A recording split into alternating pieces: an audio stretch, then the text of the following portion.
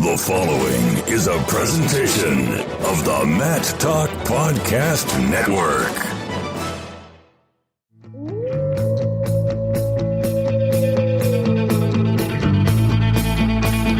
The mind of Pat Popolizio is a wondrous thing.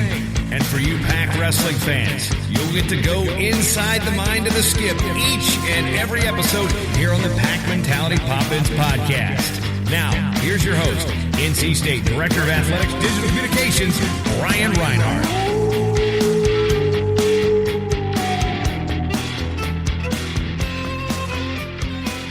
Welcome to a brand new episode of the Pac Mentality Pop-Ins podcast. I'm your host, NC State Director of Athletics Digital Communications, Brian Reinhardt, and we're switching it up on this episode. The Skip, he's floating around somewhere up here in WB, so we're going to go straight to an interview. And today, I'm joined by 2019 All-American Hayden Hidlay. Hayden, welcome back to the podcast. It's been a long time since we've had you on. Yeah, it's good to be here, Brian. Our first post-NCAA Championship podcast, and we're going to come in hot. There's been a decision on a lot of people's minds, some recent controversy, and just something most people have wanted to get your opinion on for some time now. Philadelphia Eagles letting Nick Foles sign with the Jaguars. Good move, right move. What do you think? It's a tough move because I think you lose either way. I think you've got two really great quarterbacks, and there's just not enough room to keep both of them at this point in time. And so you want to hold on to the guy that brought Philadelphia championship after all these years. And so, I think it's a lot more risky move to keep Foles and let Wentz go than it would be just to keep Wentz. So I have all faith in Carson Wentz. So I'm ready to go, and I support their decisions. It's good analysis. Now, you told me you've been a huge Eagle fan since right before they won the Super Bowl. So okay. But I know you're a big NFL guy. What about college football? Well, obviously I root for the Pac. I think growing up I was big into college football, but I think my Eagles fandom probably began once they lost to the Patriots in the Super Bowl all those years ago. I was a big Brian Dawkins fan, and, Donovan McNabb was pretty good too before, he got into some controversies. But, big Eagles fan, big Pac fan. I love it all. I think, the fall season is really good because we train really hard, and on the weekends you get to chill out a little bit after you're done working out. And so usually once we're done hitting the track, I'll just kind of go to the sofa and watch football all weekend. I was going to say, as a student athlete here at NC State on the wrestling team, college football is going on during the preseason of wrestling. How much do you guys get to go over to Carter Finley and watch the Wolfpack on Saturdays before wrestling takes over every weekend? Well, I would say that we pretty much get every chance to go to the football games September and October for the most part, just because we're usually done with our preseason workouts by 11 or so. We can get over to Carter Finley and watch the games, and I know that's big. Whenever we have recruiting weekends, we'll all go there with the incoming recruits, and they get to see how cool NC State fans are and how loud they get, and I think it's a good sell for them to be able to go to Carter Finley. And we obviously are at Carter Finley a lot too, running up the stairs during preseason. So I can say I've pretty much explored every single step of that stadium. A little different perspective running up and down those stairs, I'm sure, than on game days. But more current events, thoughts on WrestleMania? Well, I didn't get to watch WrestleMania. It was I was long watching show this year. Yeah, I know John Cena came out. Yeah. What was he called? The Professor Thugmaster? Thugonomics. Professor of Thugonomics. So that was pretty cool. I don't have any desires to do anything like that. I don't think my body type really suits it. I don't think they're looking for many 5'7" guys since Rey Mysterio has been done. But no, that's pretty cool. I like watching Triple H do his thing. It's kind of cool. I kind of got one of my nicknames from Triple H. People just call me Double H. So I got to respect that. You have a lot of HH mania, maybe Hulkamania there too. So, a lot of times, but I could talk football and pro wrestling all day, and I know you could talk wrestling all day. So let's get into it. This past season, you repeated as the ACC champion and became only the third wrestler in school history to earn All-American honors as both a freshman and sophomore. Last year, NCAA finalist. This year, fourth place in March. Individually, what were your thoughts on the past season for yourself? Well, I think it started out up and down. I know the beginning of the year, I wrestled pretty well at the first tournament I went to at the Hokie Open. And then, I went and did the U23 World Championships, and that sort of was a disaster for me almost. I wrestled well, but I didn't come home with anything special. And then, coming home from that, I had spent all this time trying to peak for that tournament. And like the next month or so, once I got back, it was like really hard to get back in my groove. And I took a few losses, and, you know, it's weird because, I mean, I went through my whole freshman year, you know, without a blemish. And then next, you know, we're in December and I've got 2 losses already. So, you know, I had to really dig deep at that point in time. I think I leaned on my coaches for that support, and, you know, things just weren't clicking. And I wasn't scoring on my feed. You know, my conditioning was fine. That wasn't an issue, but I just wasn't scoring. And, you know, I wasn't looking very good. And that was a time where I needed to kind of take a step back and, you know, let out a deep breath. And, you know, the season's not made in December. It's made in March. So, you know, I just had to keep going with the course that I was on, and I was going to, you know, find some success. And I don't believe I changed up too much. I took a little bit of time off, I think, over that Christmas break. But once I got back from Christmas breaks, things started to click a little bit more, and I started to get back into my groove, and I started to really improve throughout the year. And, you know, I thought I had a really good postseason. I thought wrestling itself, I looked really, really good. It's just, you know, I ran into to a buzzsaw of a bracket, you know, wrestled my hardest, but, you know, I just didn't get the results that were there, and I was really close. I mean, there's a couple just takedowns here and there that could have, you know, been the difference between winning that tournament. But, you know, I know that you can't look back on those type of things and make excuses about it. I mean, I just know I got to get better in order to win that tournament next year. Covered a lot. I was going to cover all of those points you just made, so good fault. But going back to the start of the season, you and Sean Foz, and before we get started, over under, who weighs more right now, you or Sean? We actually did do some weight checks, I think, last week, and he is, I think, like maybe 5 or 6 pounds less than I am. So I still have him. There was a point, this is a really funny story. There was a point last year during the summer, I think it was August, and all of our wrestlers from 125 through 157 were all within 5 pounds of each other. So I stayed pretty light and pretty lean throughout the year, just because it's a little bit harder for me to cut weight. I don't lose as much weight compared to, you know, some of the other guys like Sean. Just my frame's not really built for that. So I like to stay lean. I'd probably stay around, you know, 163 throughout the year.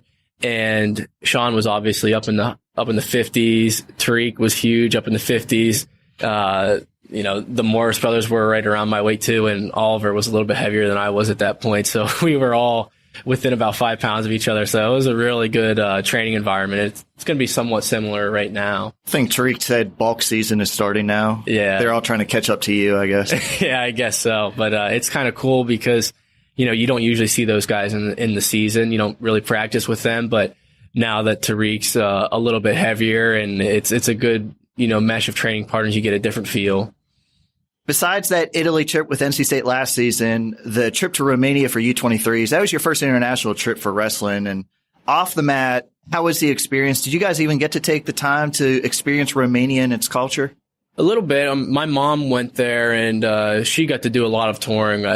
It was a very condensed trip just because we were missing classes and stuff like that. It's not the most ideal circumstances because it's right in the middle of November, but my mom got to do a lot of that stuff. And then once I was done wrestling, I got to explore a little bit of Bucharest, and it was really cool. I think I would have liked to maybe, you know, have that trip in the summer, just because it would have been a little bit longer trip. You could maybe go around and see some different stuff like Dracula's Castle, but I didn't get to do that. But my mom took some pictures, and that's what I had to settle for. And we talked about international wrestling. They really don't care what the college schedule's like.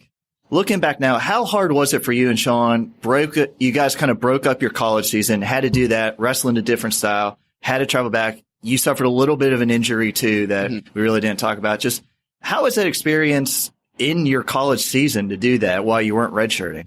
Well, looking back on it now, it was probably not for the best for me to be competing. I mean, like, that whole trip and getting ready for that tournament didn't really allow me to be all that good in December, which, I mean, in the end, it doesn't matter how great you are in December, but, you know, it was really tough. I mean, we had a plan in place, and I really trusted that. And, you know, we trained freestyle up for like a few weeks beforehand, but, you know, we're here to be college wrestlers, so we didn't get away from folk style either. So, you know, we went through preseason, we're practicing folk style, then probably with a month before Romania, we started, you know, getting back to freestyle, and that transition was pretty hard, I thought. I mean, I don't mind going from folk style to freestyle just because, there's still a lot of neutral wrestling, but then once you go and you prepare all that time to peak for, the U23s and you come back, and you're right in the heart of the season. So, there wasn't a whole lot of time where we could take off. And that was probably an issue for me just because, I hurt my knee when I was out there in Romania in my last match that I wrestled.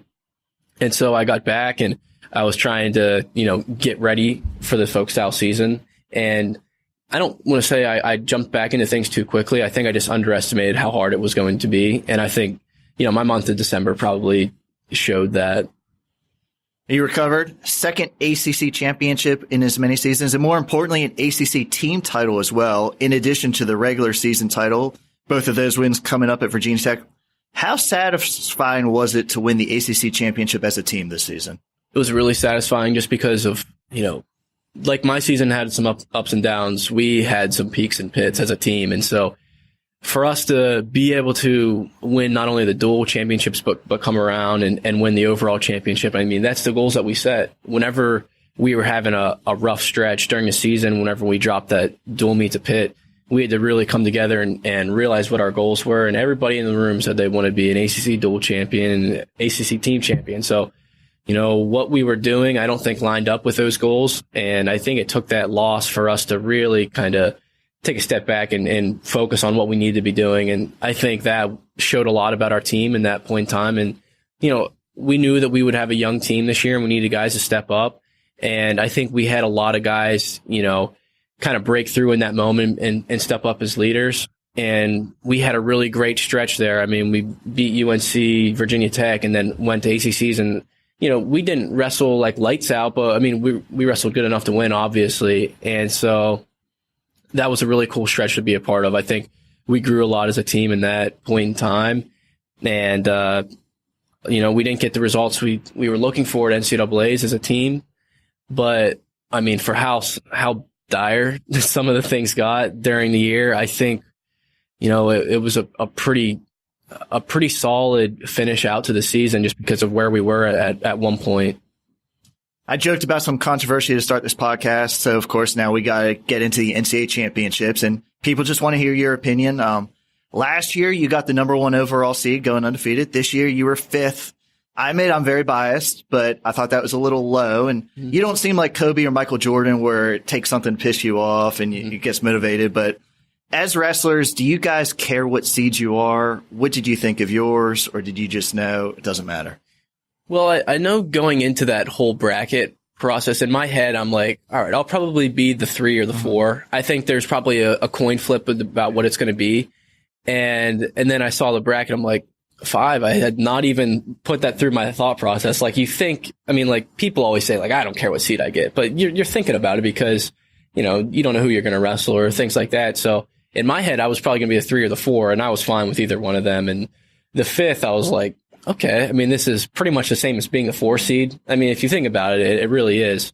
So, I'm not like taken back by anything. I kind of figured that would be one of the routes taken as the 4. And once I got the 5, it's similar. So, I don't get mad about that thing. 'Cause I thought it was deserving because I didn't have a very consistent season and I didn't really take out anybody that was within the top 5. So at that point, my best win was probably, Romania of Pitt twice and the Ohio State kid. So, I mean, I'm realistic. I knew I didn't have the greatest regular season. I had some opportunities. I had a match against who ended up being the 2 seed and I dropped that. So, I thought it was pretty fair. I didn't think I got, hosed or anything like that.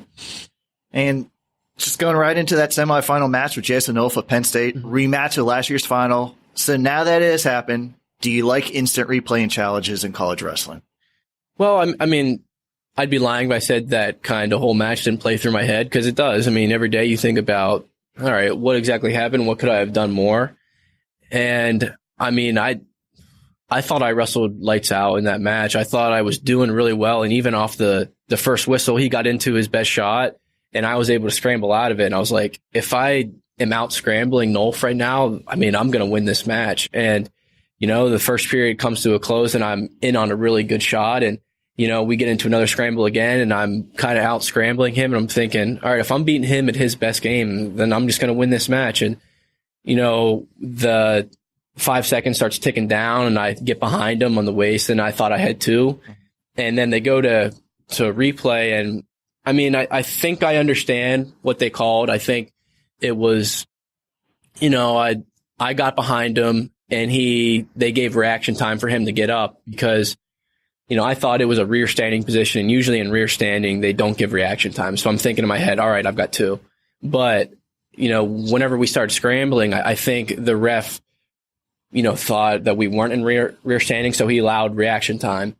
And so they go to that review process, and I'm just sitting there kind of like standing around. I had a really good first period. I just want to get this match going. And it was a long review process. It really was. Too. And in the moment too, you don't think about how long it was, but I'm sure it was, well over 5 minutes or something like that. And so I'm just waiting, and, I was prepared to hear whatever call it was. And, I think I've had enough maturity over the years to just, I don't want to show anything during the match because if I would have got pissed off that, they didn't give 2, I might have been out of that match just because body language means everything to me. So, but you still had 2 periods left too. Yeah, you have 2 periods left. You got to be ready to wrestle a whole match against a guy like that. And so, once they didn't give the 2, I was prepared to win the match either way, just because, I was feeling good. I thought that I had the upper hand in that first period. And, second period comes around. He timed the shot. I think he had scouted me well. And, I went for a high C, and he just split the corner easily. And so, I gave up that too, but I just kept going. And, I had some good opportunities to close out that match, but, I didn't make it happen. So, I might have got screwed over on a takedown, but I don't feel like I got, screwed out of the match. It's a long match. It's 7 minutes, and, I had some good opportunities to score, and I thought I wrestled really well, and it just didn't work out like that. And he scored more points than I did. And at the end of the day, he got his hand raised. And, I think it would be cool to run that match back. Everybody has those thoughts. Whenever you lose a match like that, you're thinking, all right, what could I have done? But I wrestled a really good match, and he just scored more points than I did. And that's kind of the way I look at it. It was 3-2 in the third. Very late, you got in on a shot 2 right on the edge of the mat. Take us through that sequence. You didn't get that takedown, but that was another very close one. Well, yeah, looking back, obviously hindsight's 20/20.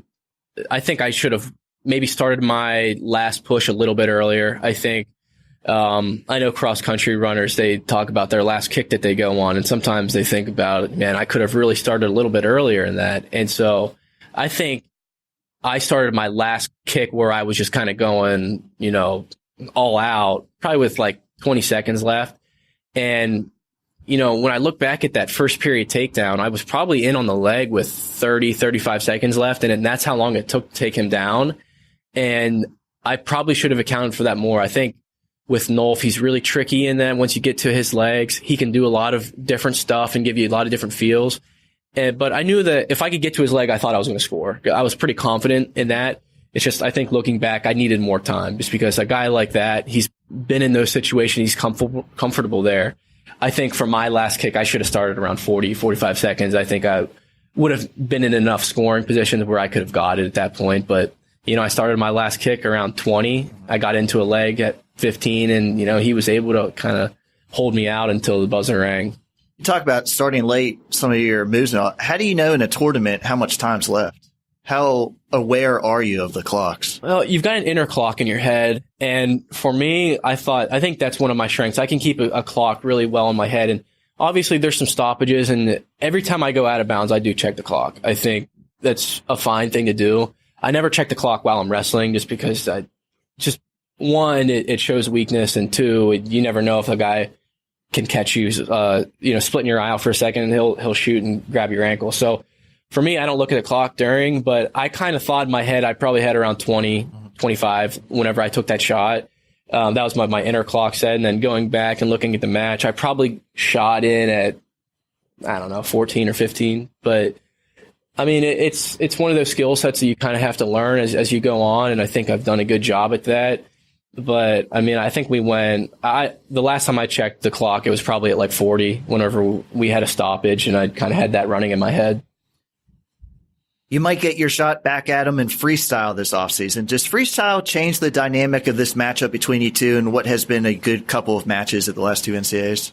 Well, I don't really know how the freestyle match will go. One, just because you haven't seen him in a few years go freestyle. You don't really know what weight he's going to go. But, I mean, at this point, I know in freestyle, I'm just going to have to win like 5 really hard matches. Because, I mean, by the time trials comes around, it's just going to be all good guys. And so, you don't know if you're going to see him or somebody else. And it's just going to be a really hard fought match, no matter who you're wrestling at this point. But yeah, I mean, obviously I'd love to wrestle him in freestyle. They've been really good matches for me. And, I've been able to solve his kind of code a little bit. I mean, I was the closest match with him for quite some time. And, I feel like it's a good matchup style for me just because I don't give up a whole lot of points no matter who I'm wrestling. And, I usually my defense can prevail against guys like that want to get into a lot of scrambles. And so I think freestyle, it'll be just a lot of fun just because there's a lot more action in freestyle, but looking forward to that if I get to wrestle him. It's always a quick recovery at the NCAAs. Almost right away, you have to switch your mind onto who's next. And a lot of people were curious how you were going to come out that final day's medal rounds.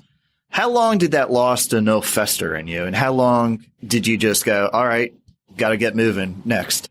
Well, I think it was probably like, I don't know. After I lost, I was, there's a little bit of confusion. There's some rage and you're thinking like, I mean, if you go to the NCAAs and you record somebody's like 5 minutes after they lose, it's a mess. And so here's the thing. I don't come and bother you guys for a little while. Yeah. I know other guys come and grab you. It's just like the thoughts that go through your head are just so ridiculous. Like, it's just so funny looking back at it now. But usually for me, whenever I lose a match like that, I just go lay down in the back mats and just, I don't know, just lay down and decompress. And usually just tell my coach, just give me 5 minutes and then I'll be fine. And so after that 5 minutes, I'm just, I went and checked my weight for the next day and got some dinner. And I was like, all right, there's nothing left for me to do here. I'm just going to bed. And so I went back to the hotel and was like, I don't want to check my phone or do much at all. I'm just going to bed.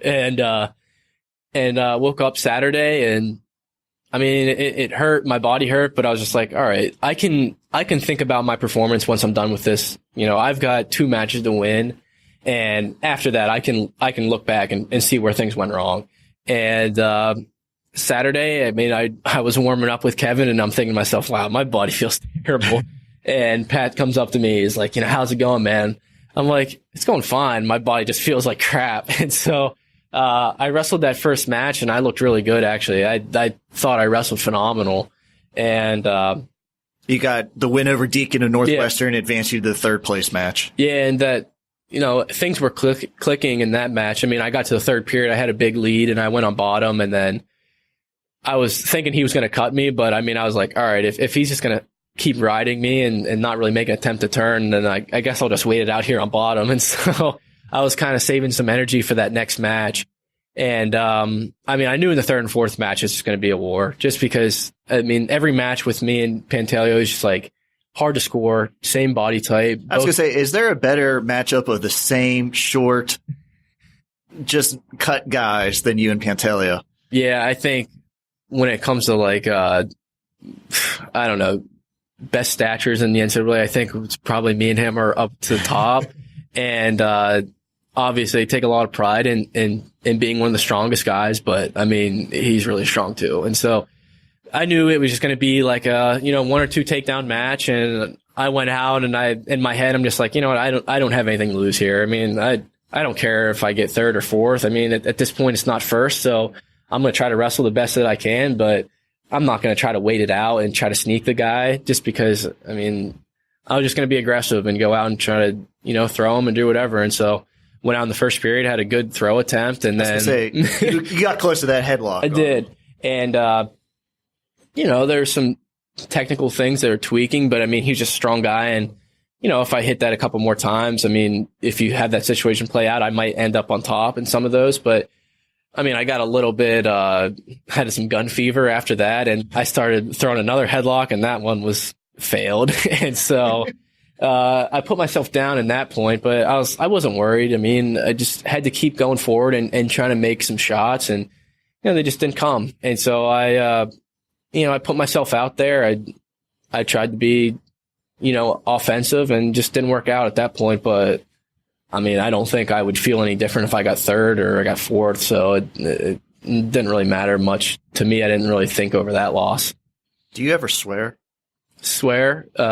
In the practice room, yes. Okay. Yeah. I didn't know after a loss. I don't know. Do you get mad? Do you yell? Do you swear? Or do you just go quiet to yourself? My go-to is usually take my straps off and lay down somewhere and just put my shirt over my face, just because, I mean, you put yourself through so much emotion. I mean, it's not like I cry or anything. It's just like, I don't need people seeing me like this. And so usually take 5 minutes, lay down, put a shirt over my face. And usually I think your thoughts can kind of come back to you after 5 or 10 minutes. And I think I've been pretty good at that. But I mean, this sport's totally insane if you think about it. So, I mean, if you go into the practice room, don't bring a mic in there. This was the first year your recruiting class was all in the lineup at the same time. Yourself, Tariq, Daniel, and Thomas Bullard, and Nick Reenan. And it was the number one recruiting class coming out of high school, and all 5 of you guys made it to the NCAAs. And going back to recruiting visits, the redshirt circuit, how rewarding is it that all of you guys are accomplishing this as a group? It's really cool. I think we haven't really had that signature moment as our recruiting class. And I think guys are ready to make that. I mean, we're still a little bit young this year. I mean, this was the first year that we were all in the lineup together, and we had to form a little bit of a new identity with all those guys, leaving. And, I think we did well to taking that first step. Our NCAA performance didn't really show that, but I think we took a big step this year as when it comes to leadership and who needs to step up and everybody's roles. And so I think next year is the year where we get to combine a little bit of our experience now. There's no excuse for us to not be experienced. We're juniors and we've had time on the mat. We've all been starters. And so there's no excuses to why we can't make something happen at the end of the year. And the way I look at it, it's very similar to my redshirt freshman year. We had the year before, we didn't have a great NCAA performance. We had one All-American, which was Kevin, and they finished 16th or 17th. And the next year they came back with a vengeance, and we had, 4 or 5 All-Americans. And so I think we're ready to take that next step this year. I think we've got a combination of my brother's recruiting class who are hungry and they want to prove themselves. And then we have guys that are experienced and feel like they have a little bit of a chip on their shoulder. I think once those two mesh, I think we can be a really dangerous team. And I'm looking forward to seeing that, happen next year.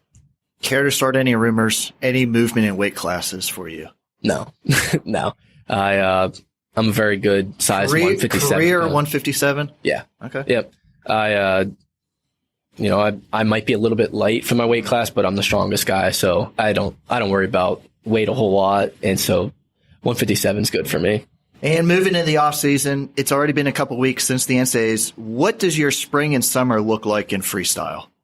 Well, last year when I came off of NCAAs, I had a really good year last year in terms of I didn't face a whole lot of adversity, and so I just worked super hard and did everything right. And then I got second, and then I came back the next day. I'm like, all right, let's just go to freestyle and let's do this thing.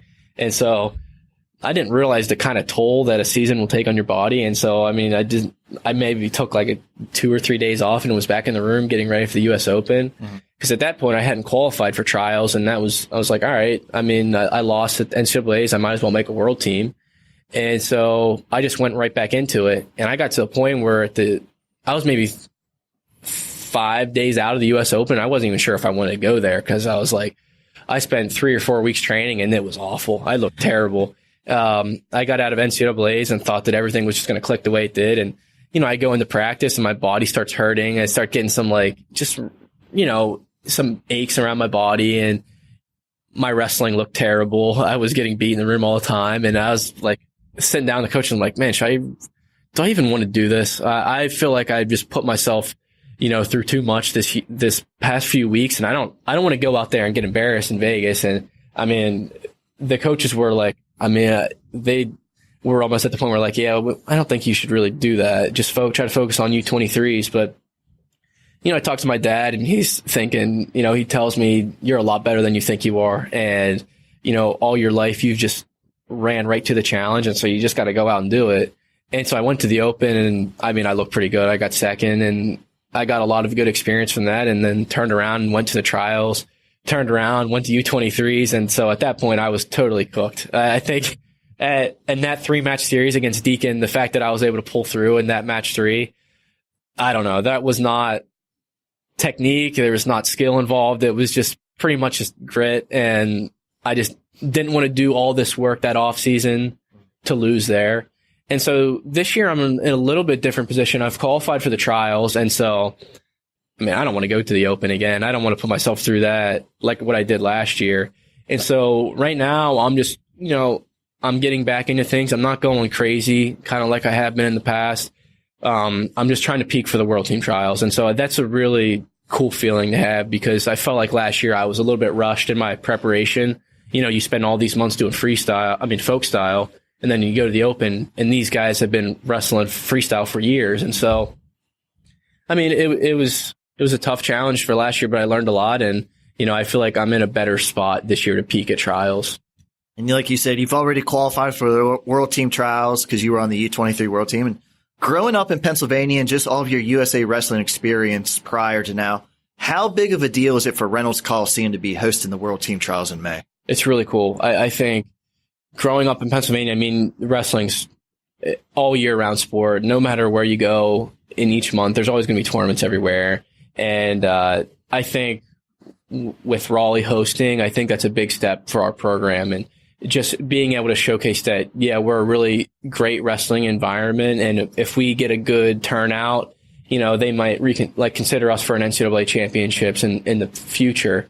And we all know Reynolds is just top of the notch. And I think it'll be a really great host. And I think guys are going to be surprised. I think you're going to get guys from the Midwest that are going to come down here and be like, wow, we should have been doing this a long time ago. And, I think Raleigh is just a beautiful area. And I'm really looking forward to having a little bit of a home crowd advantage. And, at the end of the day, you're going to be wrestling guys that are doing this professionally and have been wrestling freestyle. And so, I'm going to have to bring a really good game to beat those guys, but it's going to be really cool being in Reynolds. I've asked a lot of our guests this past season to give us a scouting report on some of the freshmen that redshirted and that they've worked with in the practice room. You have a 20-year scouting report on your brother, Trent. Big birthday shout out there. But Yep. Tell our fans, what can they expect seeing Trent next season? What type of wrestler, what type of style will Wolfpack fans see from him this year? I think you're going to see a different style. I think the two of us, a lot of people want to compare us just because, we wrestle similarly and, we both like to be out of underhooks, but personality wise, it very far ends of the spectrum. I think just, he's much more outgoing, I would say, and has a great sense of humor and is not really afraid to let his personality show. And me, I would say I have a much more dry sense of humor, and I like my privacy for the most part. But I think you'll see that in his wrestling. He brings a lot of emotion to the mat, and when he wins, you're going to see some great celebrations. You're going to see a lot of fiery competitive attitude, and I think people love that. I think we both train the same way and we both work the same way. It's just how we are and how we've come to be. But I think you're going to see a lot of explosion, a lot of athleticism, some that I wish I had. I think growing up, he was 2 years younger than me, and I was always able to kind of, big brother him in most things. But in terms of overall athleticism, he's got me beat. So I've had to change my game over the past few years just to be able to beat him. But when was the last time you two went live? I want to say it was probably last summer. During my summers, it's weird because during the season, you're pretty much wrestling 49, 57, or 65 guys. But during the summer, I don't really care too much. I like to wrestle the bigger guys. And so whenever he first got on campus, I'd probably wrestle him, a few times during live goes. And, I'm able to kind of beat him in ways that, nobody else can, just because I know his wrestling really well, and I'm able to, pick and choose the battles that I want to fight with him. But I don't have any desire to wrestle him now. I think with his weight advantage and his added strength throughout this redshirt year, no, I'll pass. If we're two if we're the only two ones left in the room and they need partners, I'll take somebody else. I was going to say, not even here at NC State, but when did you have that oh crap moment where he might be younger than me, but he's not a little brother anymore? Well, he's got this great takedown where he can kind of go out from the open and just kind of explode right through you. And I mean, I always know it's coming, but I think one time in high school, I had defended that. And then next thing you know, he went to his next offense and just kind of skied me through the air and put me down. And I was like, oh, all right, this isn't how I thought it was going to go. And then I think this fall when we were drilling, it was like an off day and we came in, we're drilling with each other. And, he got one of his attacks and he didn't realize his weight that he had on me and he put me to the ground. And I just, the wind went right out of me. And then he looked at me, he's like, oh man, I'm sorry. I didn't realize that was that big.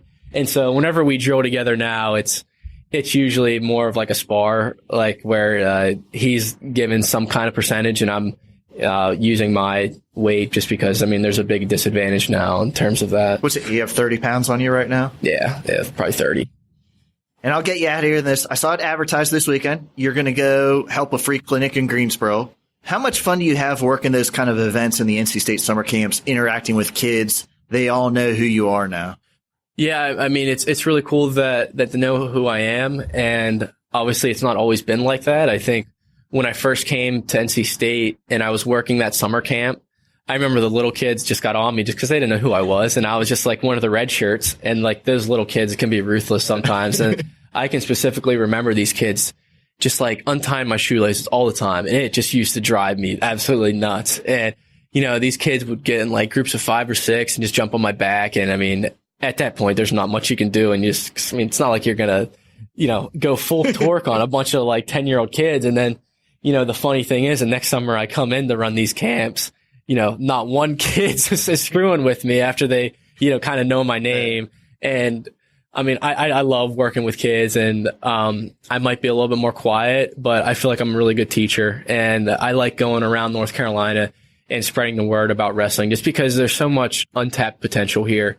It's not a powerhouse wrestling state, but there's just so many good athletes here. And I want to be the guy to kind of spread it around. And I know we've had really good guys on our team that have served that role, especially guys like Mock who, have shown that, North Carolina wrestlers can reach the top of the podium and the highest pinnacle in the sport.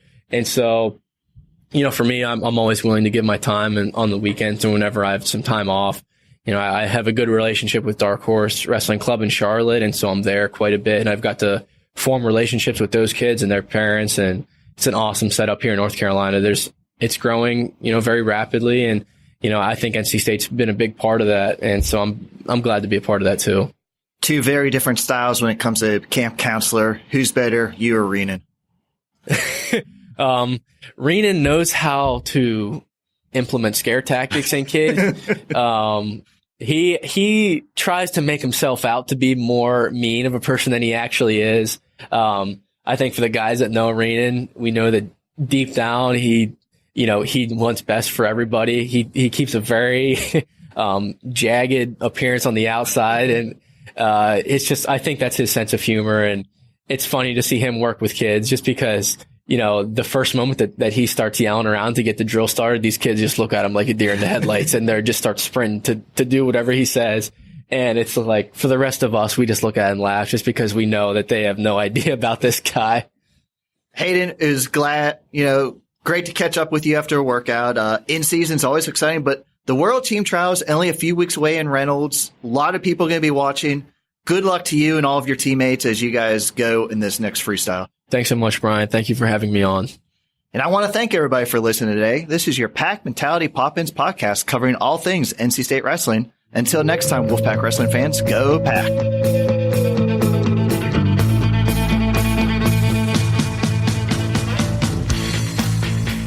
Pack Mentality Pop-Ins podcast is produced by the Mat Talk Podcast Network. For more wrestling podcasts, go to MatTalkOnline.com.